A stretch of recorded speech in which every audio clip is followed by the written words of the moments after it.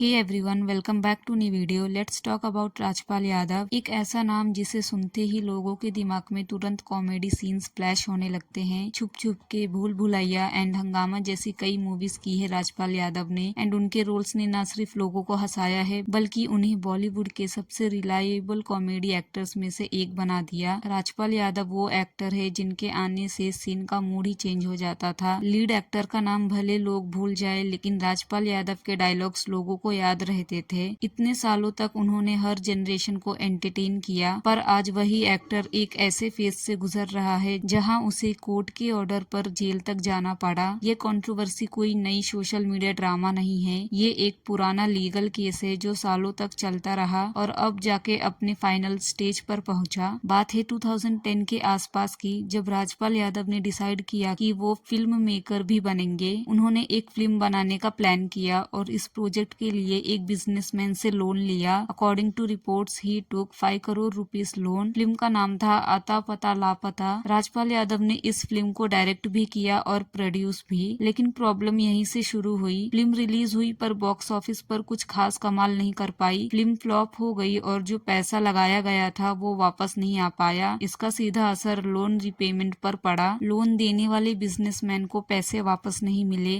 और इसी बीच राजपाल यादव की तरफ से जो चेक्स दिए गए थे वो बाउंस हो गए। एक नहीं बल्कि मल्टीपल चेक्स बाउंस हुए। यहीं से लीगल ट्रबल शुरू हो गया। चेक बाउंस इंडिया में एक क्रिमिनल ऑफेंस माना जाता है और इस पर कोर्ट केस फाइल हो सकता है। लोन देने वाले ने फिर कोर्ट में केस फाइल कर दिया और राजपाल यादव के खिलाफ केस शुरू हो गया। ये केस सालों तक चलता रहा। बीच बीच में कोर्ट ने उन्हें रीपेमेंट के लिए टाइम भी दिया, एक्सटेंशंस भी मिले, लेकिन पूरा अमाउंट वापस नहीं हो पाया। इंटरेस्ट, पेनल्टीज और लीगल चार्जेस के साथ टोटल ड्यू अमाउंट बढ़ता गया। जो लोन पहले लगभग 5 करोड़ का था वो लगभग 9 करोड़ रुपए तक पहुंच गया। कोर्ट ने कई बार उन्हें वार्निंग्स दी, कई बार टाइम दिया, लेकिन जब रीपेमेंट नहीं हुआ तो फरवरी 2026 में दिल्ली हाई कोर्ट ने उनकी लास्ट एक्सटेंशन प्ली भी रिजेक्ट कर दी। इसके बाद उन्हें कोर्ट के ऑर्डर पर सरेंडर करना पड़ा और उन्हें तिहाड़ जेल भेज दिया गया। सरेंडर से पहले राजपाल यादव का एक स्टेटमेंट भी सामने आया जिसमें ही सेड उनके पास पैसे नहीं बचे हैं और उन्हें समझ नहीं आ रहा है कि वो क्या करें। उन्होंने ये भी कहा कि उनका कोई दोस्त भी नहीं है। यहीं से ये कंट्रोवर्सी सिर्फ लीगल मैटर नहीं रही बल्कि इमोशनल और इंडस्ट्री रिलेटेड डिस्कशन का टॉपिक बन गई। सोचो, एक एक्टर जिसका 25 साल से ज्यादा का करियर हो, उसने हंड्रेड्स ऑफ फिल्म्स में काम किया, हर बड़े स्टार के साथ स्क्रीन शेयर की, शाहरुख खान से लेकर अक्षय कुमार, सलमान खान, अजय देवगन, परेश रावल, सुनील शेट्टी और लिस्ट बहुत लंबी है। हर फिल्म में वो एक ऐसे कैरेक्टर बनकर आए जिसे लोगों ने प्यार दिया। आज तक उनके ओल्ड मूवीज के मीम्स भी बनते हैं। पर जब उनके लाइफ का सबसे टफ फेज आया तो उनका कहना है कि उनके पास कोई दोस्त ही नहीं है। और according to industry people, Rajpal Yadav एक बहुत अच्छा इंसान है। इवन नवाजुद्दीन सिद्दीकी का एक इंटरव्यू क्लिप भी बहुत सर्कुलेट हो रहा है इस वक्त, जिसमें ही इस सेइंग राजपाल यादव का घर एक लंगर की तरह था स्ट्रगलर्स के लिए, जहाँ पे कोई भी आके खाना खा सकता था।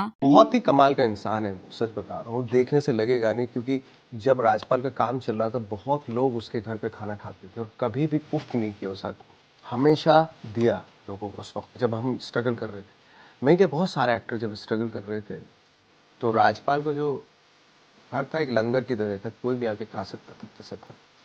और बहुत ही सेंसिटिव आदमी है, मतलब टिटोली करके उड़ा देता है मजाक को, but he is so sensitive, बहुत ही अमेजिंग आदमी है।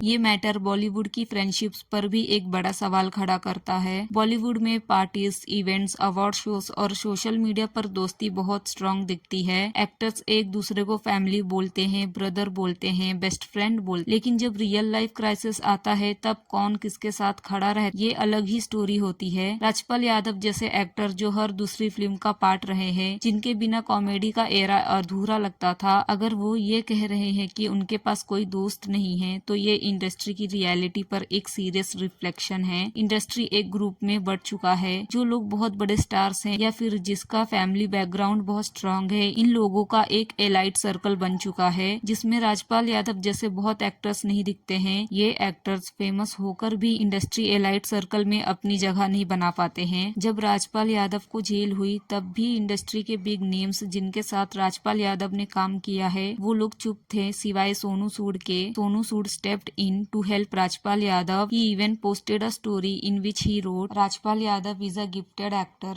who has given years of unforgettable work to our industry. Sometimes life turns unfair, not because of talent, but because timing can be brutal. He will be part of my film, and I believe this is the moment for all of us, producers, directors, colleagues, to stand together. A small signing amount adjustable against future work is not charity, it's dignity. When one of our own is going through a tough phase, the industry must remind him he is not alone. This is how we show we are more than just an industry. Sonu Sood के ये message के बाद काफी लोग आगे आए राजपाल यादव की help करने के लिए, बट राजपाल यादव के केस ने एक चीज क्लियर कर दी है कि फिल्म इंडस्ट्री एक ऐसी जगह है जहां रिलेशनशिप्स अक्सर प्रोजेक्ट्स के साथ चेंज हो जाते हैं। जब तक आप सक्सेसफुल हो आपके आसपास लोग होते हैं, लेकिन जब आपका करियर डाउन फेज में होता है धीरे धीरे लोग भी दूर होते चले जाते हैं। राजपाल यादव का करियर भी एक वक्त पर पीक पर था। 2000 के दौरान वो ऑलमोस्ट हर दूसरी फिल्म में नजर आते थे। उनकी कॉमिक टाइमिंग और एक्सप्रेशंस की वजह से उन्हें सीन स्टीलर कहा जाता था, लेकिन टाइम के साथ रोल्स कम होते गए, नए कॉमेडियंस आए, इंडस्ट्री का ट्रेंड चेंज हुआ और उनकी स्क्रीन प्रेजेंस भी धीरे धीरे कम हो गई।